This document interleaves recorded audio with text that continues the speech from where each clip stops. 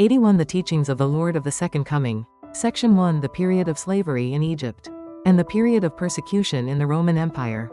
After Jacob entered Egypt with his 12 sons and 70 kinsmen, their descendants suffered terrible abuse at the hands of the Egyptians. For 400 years. This was for the restoration of the 400-year period from Noah to Abraham, a period for the separation of Satan which had been defiled due to Abraham's mistake in his offering. The corresponding period of persecution in the Roman Empire was to restore this previous period through parallel indemnity conditions. Jesus' 12 apostles and 70 disciples were the first of many generations of Christians who suffered severe persecution in the Roman Empire over a period of 400 years.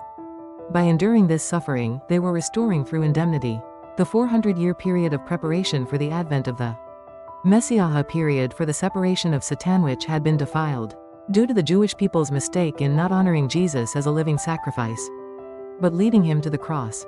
In the period of slavery in Egypt, the chosen people of the first Israel kept themselves pure by circumcision, 2 by making sacrifices, 3 and, as they left Egypt, by keeping the Sabbath. 4 During the period of persecution in the Roman Empire, the Christians, as the second Israel, lived a life of purity by performing the sacraments of baptism and Holy Communion, offering themselves as sacrifices, and keeping the Sabbath. In both periods, the chosen people had to follow this way of pure faith to separate Satan, who was constantly assailing them due to the condition of previous mistakes, by Abraham and the Jewish people. At the end of Israel's slavery in Egypt, Moses brought the Pharaoh to his knees by the power of the 3 signs and 10 plagues. He then led the Israelites out of Egypt and set out for the land of Canaan. Likewise, toward the end of the period of persecution in the Roman Empire, after Christians had drunk the cup of persecution to the fill,